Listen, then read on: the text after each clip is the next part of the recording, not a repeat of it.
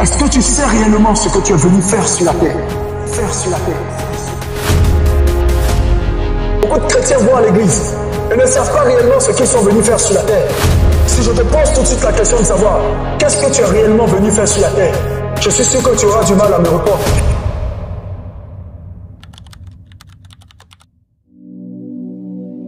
Et c'est ce que nous appelons l'agenda prophétique. En tant qu'un enfant de Dieu, il est important, il est capital pour toi de connaître ton agenda prophétique. Vous êtes à l'église, mais vous ne savez pas réellement qu'est-ce que vous êtes venu faire. Et c'est ce que moi je combats tous les jours. Je refuse que tu sois un homme ou une femme qui va à l'église parce que c'est un jour de culte. Il faut arrêter ça. Même ta maison est normalement transformée en un lieu de culte.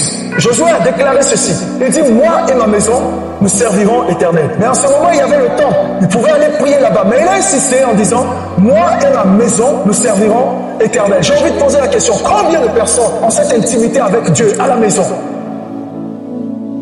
Honnêtement devant Dieu. Combien de fois on prie réellement? Combien de fois on confie les enfants, l'avenir des enfants entre les mains du Seigneur?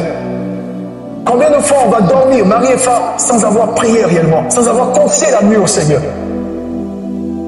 Moi, j'aurais souhaité que, si vous avez envie de vous marier, que vous pesez votre relation, pas sur la balance de la question de l'amour charnel, mais sur la question de l'intimité avec Dieu. Si vous êtes en mode fiançailles, combien de temps vous prenez ensemble? Il y a un temps pour toutes choses, selon Ecclésiaste chapitre 3.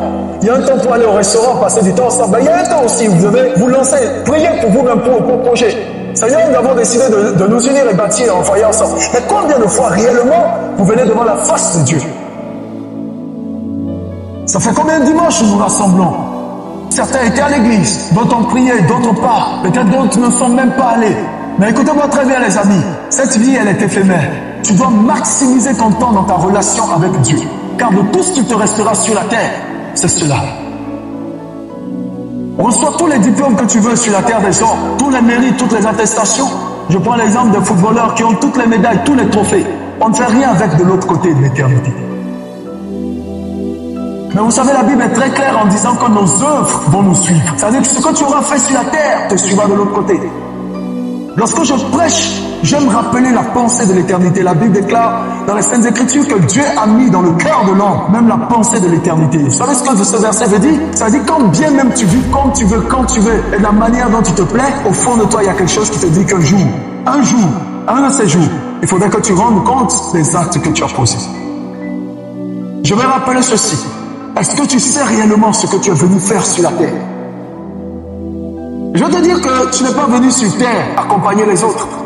Ça, ce sont les conséquences de ta présence sur la terre. Mais quel est le but réel de ta venue? C'est pourquoi vous allez voir que Jésus, lorsqu'il s'exprimait, au moment où on voulait l'arrêter, plusieurs fois, on a voulu mettre la main sur lui pour l'arrêter, mais il a dit, mon heure n'est pas encore venue. Il était conscient que l'heure de son arrestation n'est pas venue, donc personne ne pouvait rien contre lui. Est-ce que tu comprends ça un peu? Il connaissait l'agenda divin. Il connaissait le programme de Dieu pour sa vie. Et il pouvait dire non, vous ne pouvez pas m'arrêter. Et on a vu effectivement que personne ne pouvait l'arrêter. Il se faufile parmi les gens, il s'en va. Le lendemain matin, il continue à prêcher. Mais le jour où l'heure a sonné, il a dit cette heure est pour la puissance des ténèbres.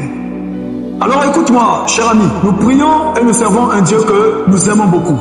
Ma prière à chaque fois qu'on se retrouve, que ça ne soit pas un rendez-vous solennel où il faut venir parce qu'il faut venir. Non, plus que ça, il faut apporter quelque chose pour l'avancement du royaume et il faut soi-même recevoir quelque chose pour l'avancement du royaume. En 1 mois, 2 mois, 3 mois, quand on te regarde, on doit sentir l'impact du changement et de la transformation.